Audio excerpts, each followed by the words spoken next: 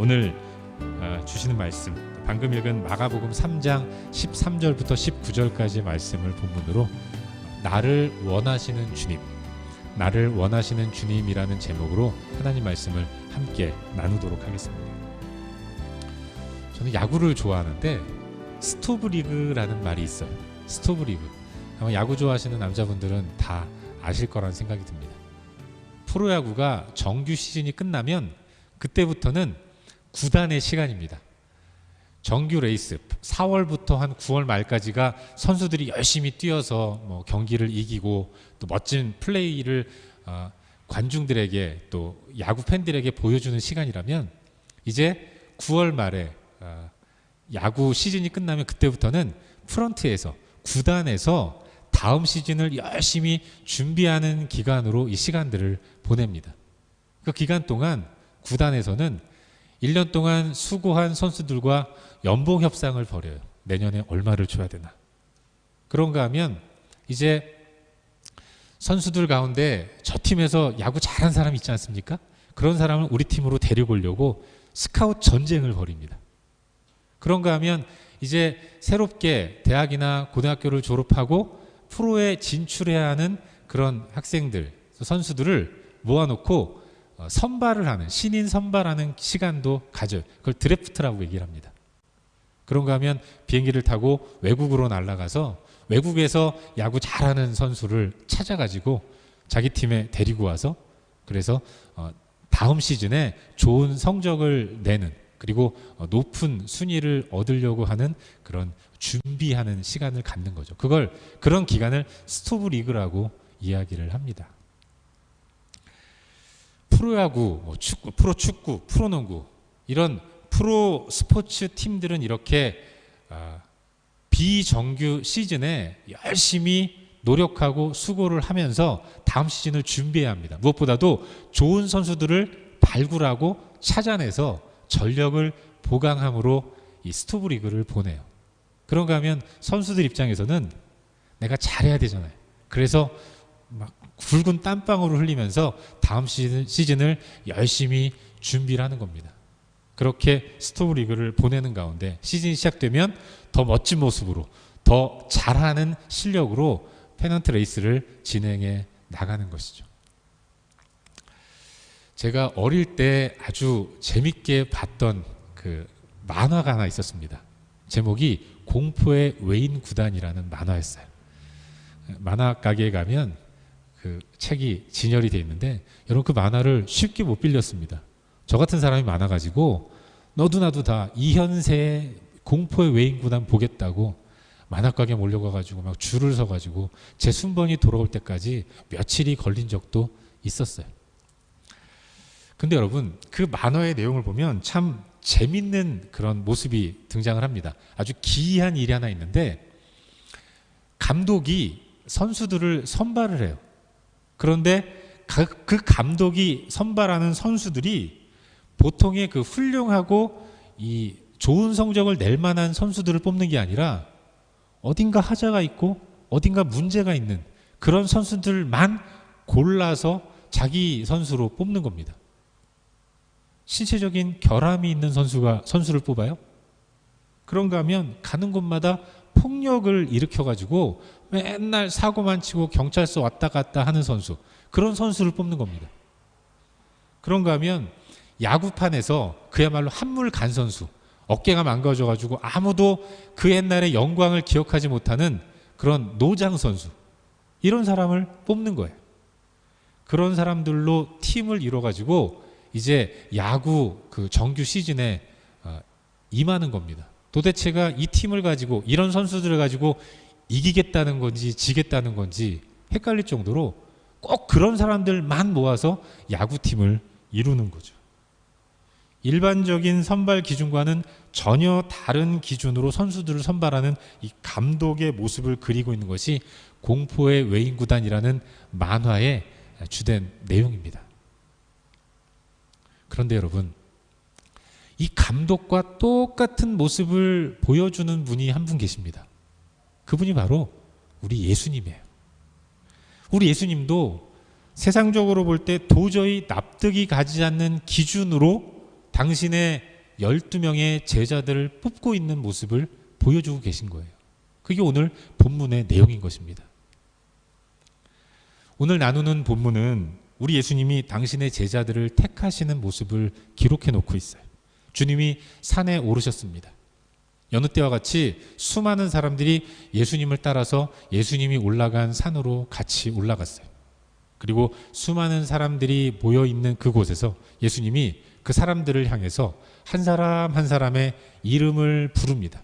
이름이 불린 사람들은 이제 나와서 예수님 옆에 서는 거예요. 12명의 이름을 부르는 거죠. 예수님은 당신과 함께 당신의 일을 할 12명의 제자들을 수많은 무리들 가운데서 택하시고 부르셔서 당신 옆에 세우신 겁니다. 예수님이 제자들을 세우시기 전까지의 사역을 초기 사역이라고 한다면 예수님의 초기 사역은 혼자 하는 사역이었습니다. 예수님은 많은 무리들 앞에서 하나님 나라를 선포하셨어요. 그리고 그들에게 선포된 하나님 나라와 하나님의 말씀들을 가르치셨습니다. 회당을 중심으로 모여있는 사람들에게 하나님 말씀을 가르치셨죠. 또 많은 군중들이 모여있는 야외에서도 산에서도 또 바닷가에서도 열심히 하나님 말씀을 가르치셨습니다. 그런가 하면 그 수많은 무리들 가운데서 아픈 사람들, 병자들, 또 귀신 들린 사람들, 이런 사람들을 열심히 고쳐주시는 그런 일을 한 거예요. 선포하시고 가르치시고 치유하시는 이 사역을 초기에는 예수님이 혼자 감당하셨던 겁니다. 그리고 나서 그 이후에 주님은 이제 후기 사역을 준비하면서 그동안 당신을 따르던 수많은 무리들 가운데서 딱 12명을 선택해서 부르십니다. 그들로 하여금 함께 있게 하세요. 그리고 전도를 시키십니다. 그리고 당신께서 귀신을 쫓아내듯이 그 12명의 제자들에게 권능을 주셔서 예수님과 똑같이 귀신을 물리치는 권세를 허락해 주는 거예요. 그런데 우리 주님은 이 일을 행할 12명의 사람들을 택하실 때, 그런데 자기가 원하는 자들로 12명을 구성하셨다는 것입니다. 모인 수많은 무리들 가운데서 12명을 딱 뽑으셨는데 12명의 무리들을 어떤 기준으로 뽑았는가? 당신께서 원하는 기준으로 당신 마음대로 12명을 택하신 거예요. 세상의 평판, 능력, 자질 이런 것들 기준으로 삼은 것이 아니라 철저하게 처음부터 끝까지 예수님께서 원하시는 대로 주님이 원하시는 사람을 뽑았고 그 인원이 바로 12명이었습니다. 오늘 본문에는 예수님이 원해서 당신 가장 지근거리에 둔 12명의 이름이 기록되어 있죠. 누굽니까? 베드로, 야고보, 요한, 안드레, 빌립, 바돌로메, 마태, 도마, 알페오의 아들 야고보, 다데오, 가나나인 시몬, 그리고 가롯 사람 유다. 이 12를 제자로 세우셨습니다. 철저하게 당신께서 원하시는 자들을 예수님 옆에 두신 거예요. 그런데 여러분, 우리가 이 제자 세우시는 일에 대해서 주의 깊게 한번 살펴보아야 하는데, 여러분, 주님이 이 땅에서 이루시고자 했던 일은 굉장히 위대한 일이었습니다. 바로 인류를 구원하는 일이었어요. 예수님이 이 땅에 오신 이유, 예수님이 이 땅에서 감당하셔야 할 미션, 그것은 온 인류를 구원해내는 것이었습니다. 죄와 허물로 죽은, 태어날 때부터 죄의 유전인 자를 가지고 태어나서 그냥 죄로 태어나서 죄만 짓고 살다가 죄로 인해 죽어서 영원한 지옥에 가는 그 인간을, 이 땅을 구원해내는 일을 예수님은 감당하셔야 했고, 이 일을 하시기 위해서 이 땅에 오신 것입니다. 이 위대한 일, 이 엄청난 일을, 그런데 우리 주님은 혼자 하지 않으시겠다고 말씀하시는 거예요. 함께 하시겠다고 말씀하시는 것입니다. 누군가와 함께 하시겠다고 말씀하시는 거예요. 여러분, 예수님은 하나님의 아들이시지 않습니까? 하나님의 아들은 하나님이죠. 하나님은 전능하세요. 고로 예수님은 전능하신 분이십니다. 전능하신 하나님이신 예수님이시라면, 그리고 당신께서 감당하셔야 할 그 사역이 그토록 위대하고 엄청난 일이라고 한다면, 여러분 그걸 뭘 믿고 사람에게 맡기고 사람과 동역하겠습니까? 뭐 백지장도 맞들면 낫다 이런 소문도 속담도 있지만, 그건 그 연약한 저나 여러분 우리 모두가 함께 힘을 모아야 일을 도모할 수 있다라는 차원에서 교훈적으로 하는 이야기고, 뭐 솔직히 백지장을 두 사람이 들면 어떤 일이 벌어집니까? 처음에 이렇게 가다가도 우리가 항상 마음이 맞는 건 아니잖아요. 같이 사는 집에서도 가끔씩 뭐 세계 대전이 일어나서 엄청난 피 터지는 싸움이 벌어지는 일들이 많이 있지 않습니까? 저희 집만 그렇군요. 여러분은 안 그러신가 봐요. 그런 우리가 뭐 함께 뭐 일을 도모할 때 마음이 틀어지면 백지장 찢어지는 거예요. 그렇게 연약한 존재가 우리인데, 이렇게 연약하기 짝이 없는 우리에게 예수님이 뭘 믿고 하나님 나라의 일들을 맡기시겠어요? 더더구나 예수님이 뭐 능력이 없으셔서 혼자서는 도저히 감당 못할 분도 아니시고, 전능하신 분이 이렇게 연약하고 부족한 우리를 뭘 믿고 그 일을 사람에게 그 일을 맡기시겠습니까? 그럼에도 불구하고 예수님은 그 위대한 일, 그 절체절명의 위대한 일을 사람과 함께 하시겠다고 그렇게 12명의 제자를 택해서 부르고 계신 거예요. 그리고 또 하나, 사실 우리가 예수님의 제자들을 살펴보면, 예수님께 부름받은 12명 제자의 면면을 살펴보면, 사실 그 12명이 뭐 그렇게 특징적이고 훌륭하고 본받을 만한 그런 모습을 갖고 있는 사람들이 아니었다는 것입니다. 세상적으로 볼 때 뛰어난 사람들이 별로 없어요. 가진 게 많은 사람이 있는 것도 아닙니다. 성품이 아주 훌륭해서 보는 모든 사람들이 고개를 숙일 만한 그런 사람들도 아니었어요. 과거가 깨끗한 사람도 아니었습니다. 전직을 보면 형편없는 사람들도 많이 있었어요. 요즘식으로 하면 12명의 제자를 인사청문회를 통해서 뽑는다, 이러면 통과할 사람 한 명도 없는 그런 사람들이었던 것입니다. 별로 그렇게 훌륭하고 모범적인 사람들이 아니었다는 거죠. 더욱이 여러분 12명을 예수님이 언제 뽑으셨습니까? 예수님이 30세쯤 되어서 복음 사역을 감당하시는 메시아로서의 공생애를 시작하셨는데, 공생애 시작하면서 바로 많이 모이니까 이 가운데서 효율적으로 이 일을 감당해야겠다, 그래서 사역 초기에 12명을 뽑은 게 아니었습니다. 충분히 혼자서 원맨쇼 하듯이 혼자서 다 감당하시다가 이제 때가 되어서 한 1년, 최소한 1년 정도가 지난 이후에 12명을 택한 겁니다. 이 말은 알 만큼 아신다는 거예요. 늘 모이는 사람들, 그 사람들이 어떤 면면을 갖고 있는가를 다 알고 계신 상태에서 12명을 택하셨다는 거예요. 최소한 1년 넘게 본 사람들을 제자로 뽑으셨는데, 그럼에도 불구하고 예수님의 선택은 베드로였고 요한이었고 야고보였고 마태였고 유다였다는 것입니다. 여러분 12명의 제자를 한번 생각해 보시죠. 몇몇만 한번 살펴보죠. 베드로는 어떤 사람입니까? 베드로 대책 없는 사람 아닙니까? 그 참을 수 없는 존재의 가벼움, 굉장히 가벼운 사람이에요. 맏형이라고 어깨에 힘만 줄 줄 알지. 여러분 자리 욕심이 얼마나 많았습니까? 그 예수님을 따르는 무리들은 어린 사람들이었어요. 여러분 10대도 있었습니다. 요한 같은 사람은, 사도 요한 같은 사람은 아주 어린 사람이었어요. 그런데 성경에 보면 요한과 야고보의 어머니가 예수님께 찾아와서 청탁을 하지 않습니까? 치맛바람 막 일으키면서 예수님 영광을 받으실 때 우리 두 아들 예수님 오른편 왼편에 좀 앉혀주십시오. 뭐 그럴 수 있잖아요. 여러분 예수님이 그런 거 듣고 흔들리실 분도 아닌데, 그런데 그 맏형인 형이 그 요한과 야고보를 불러다가 아주 화를 내는 겁니다. 다른 그 10명의 제자들을 대표해서 그 두 제자를 막 야단치는 이런 조금 치사한 모습을 보여요.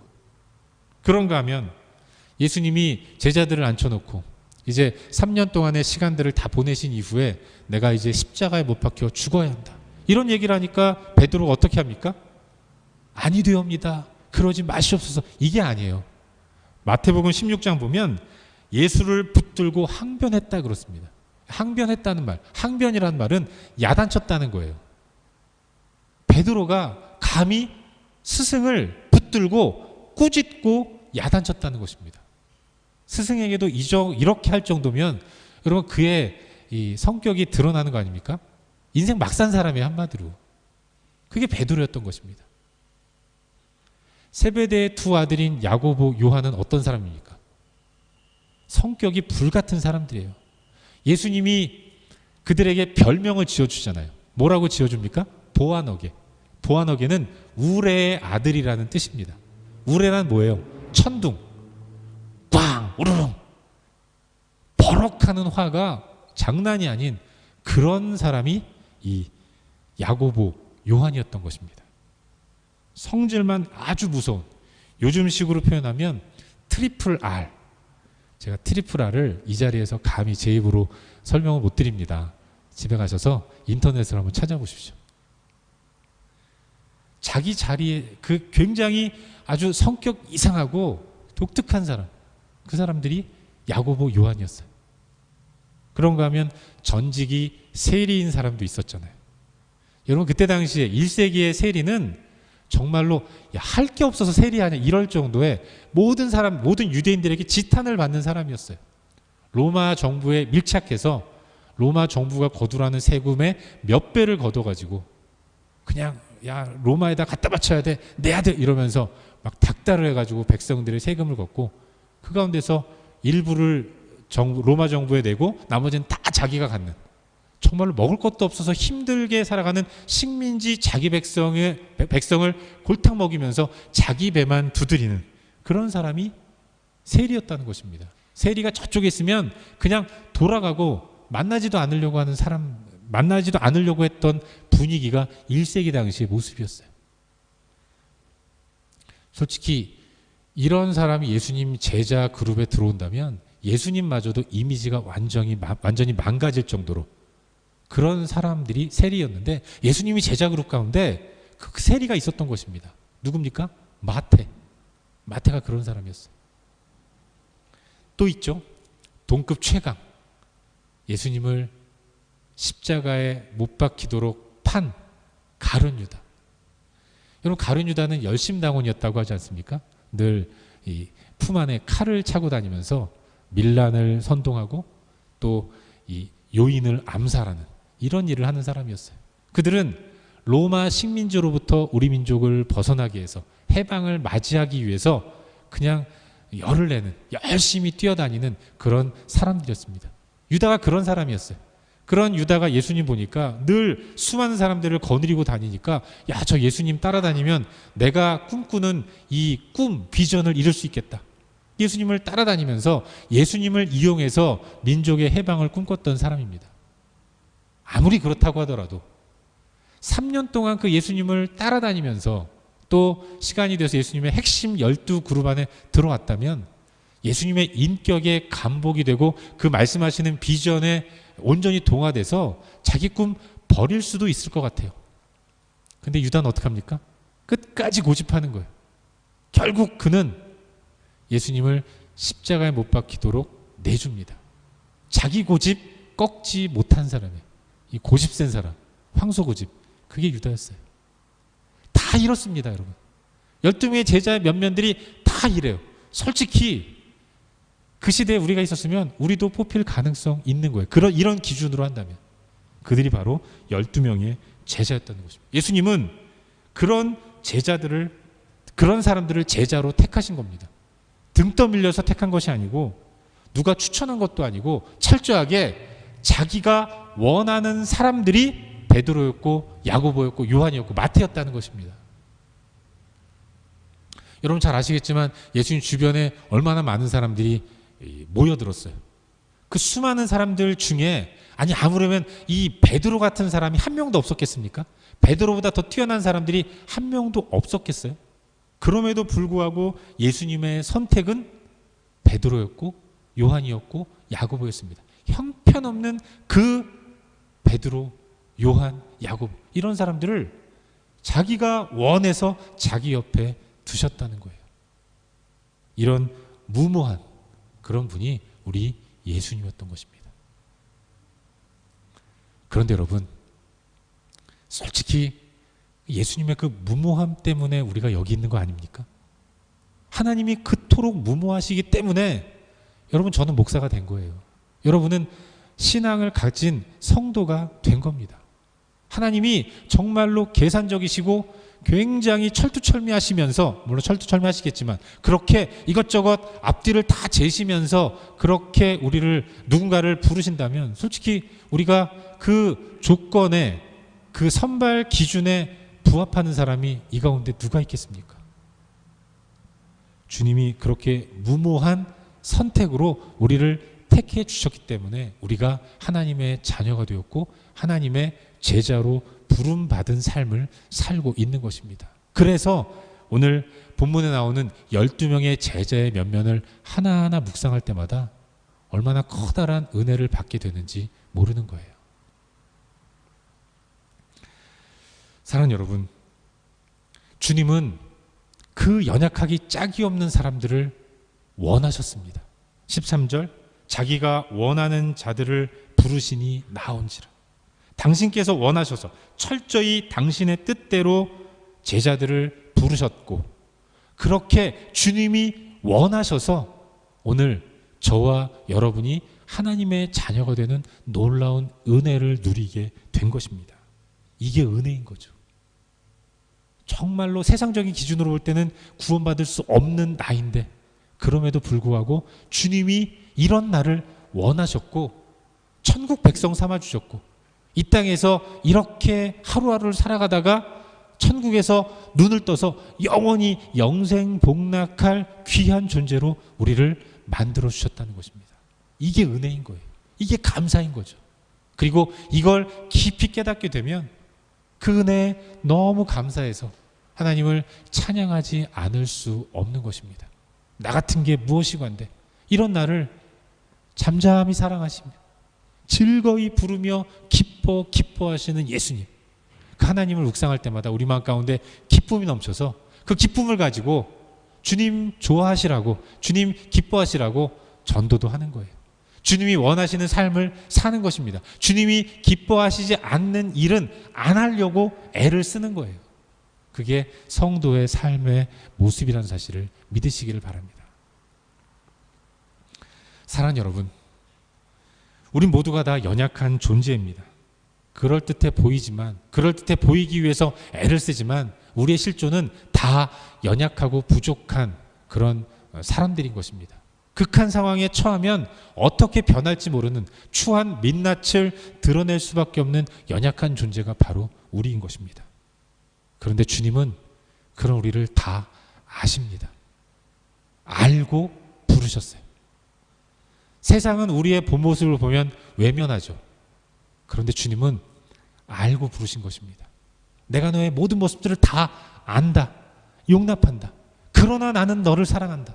너를 내 옆에 두고 싶다. 내 자녀 삼고 싶다. 너와 함께 이 위대한 하나님 나라의 일을 이루고 싶다. 주님이 그 마음을 우리 가운데 나타내셨고, 강권적으로 우리의 팔을 붙드시고 우리를 안으시면서 우리를 하나님 자녀로 삼아 주신 것입니다. 자격 없는 나를 부르셔서 예수님의 제자로 만드신 하나님의 놀라운 은혜, 우린 그 은혜를 붙들고 하루하루 믿음의 삶을 살아야 하는 거예요. 나는 늘 내 모습에 실망합니다. 그러나 여러분, 실망하는 내 모습을 그런데 주님은 사랑하시는 것입니다. 안으시고 내가 너와 함께 하겠다. 너의 수고하고 무거운 짐을 대신 짊어줄 테니까 더 이상 실망하지 말고 나와 함께 행복하고 풍성한 삶을 살아가자. 너는 환경과 상황에 지배를 받으면서 괴롭고 힘든 하루하루를 살아가지만 내가 너를 지명했고 너를 택해서 불렀으니까 더 이상 힘들어하지 말고 나와 함께 풍성한 삶을 살아가자. 주님이 자기가 원하시는 대로 우리를 부르셔서 우리 가운데 풍성한 삶을 약속해 주셨습니다. 이제 우리는 하나님 바라보면서 하나님 찬양하면서 내 삶 가운데서 조금이라도 주님이 이거 하면 기뻐하시지 않을까? 이렇게 생각이 드는 것들을 기쁨으로 감당하며 살아가면 되는 것입니다. 무한한 자유, 무한한 행복이 예수 그리스도의 은혜를 통해서 우리 가운데 주어졌다는 것, 이걸 깊이 인식하면서 하나님을 찬양하며 나아가야 돼요. 억지로 할 필요 없습니다. 쥐어 짜내듯 할 필요 없어요.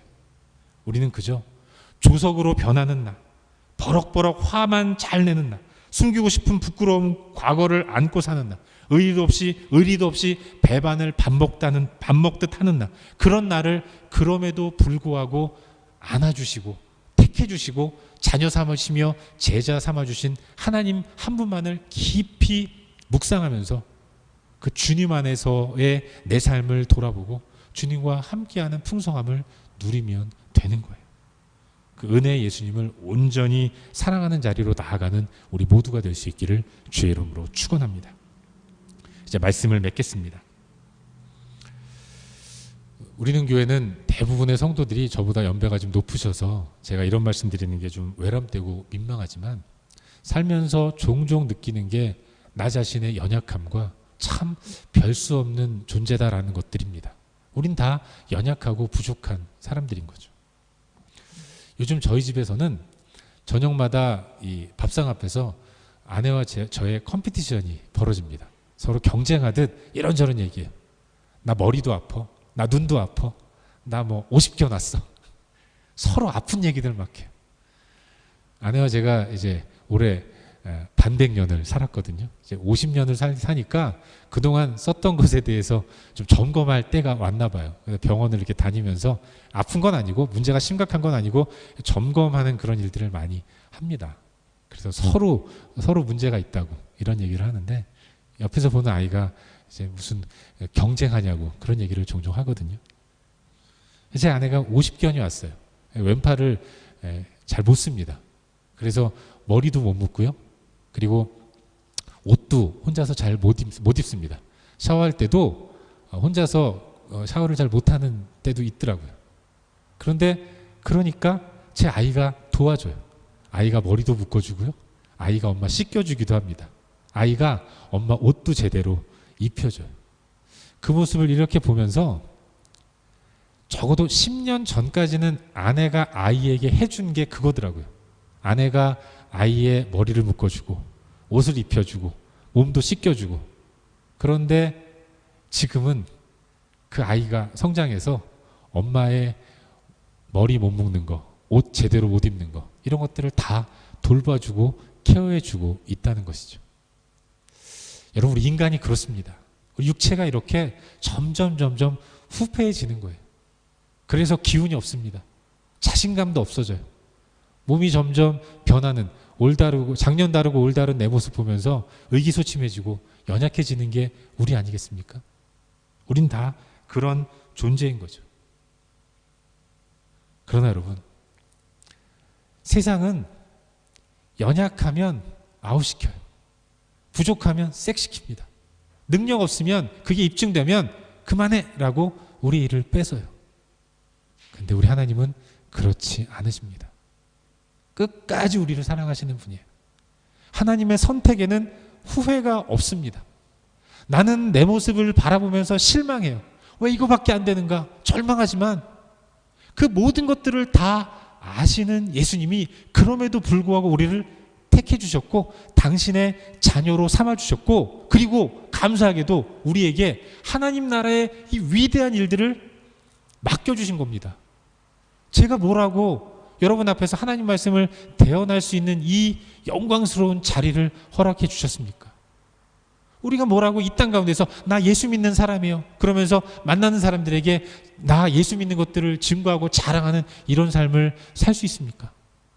주님이 우리를 그럼에도 불구하고 택해 주셨기 때문에 누리는 영광인 것입니다. 이 기쁨을, 이 만족을, 이 행복을 여러분 놓치지 마십시오. 놓치지 않는 유일한 길, 하나님을 묵상하는 거예요. 환경과 상황은 끊임없이 우리로 하여금 세상에 눈을 두게 합니다. 하나님 못 보게 만들어요. 그러나 여러분, 그때마다 눈을 들어 하늘을 보시고 영광으로 우리 가운데 임하신 그 예수 그리스도를 묵상하는 가운데 그 주님이 내 마음 가운데 계신다는 사실을 확신하면서 그럼에도 불구하고 사랑하시는 하나님의 놀라운 사랑을 기억하는 가운데 우리를 바라보시면서 즐거이 부르며 기뻐하시는 우리를 향한 기쁨을 이기지 못하시는 그 하나님을 기억하면서 이번 한 주간도 그 주님의 넓은 품에 안기시는 삶을 살 수 있기를 바랍니다. 기억하십시오. 우리는 누구입니까? 우리는 예수님의 뜻대로 택함 받은 사람이에요. 누구의 추천에 의해서 예수님께 택함 받은 사람이 아니라 예수님이 우리를 아시고 우리를 택하신 겁니다. 그 놀라운 은혜를 기억하면서 이번 한 주간도 세상 가운데서 영광과 기쁨을 누리는 복된 삶을 사는 우리 모두가 될 수 있기를 주의 이름으로 축원합니다.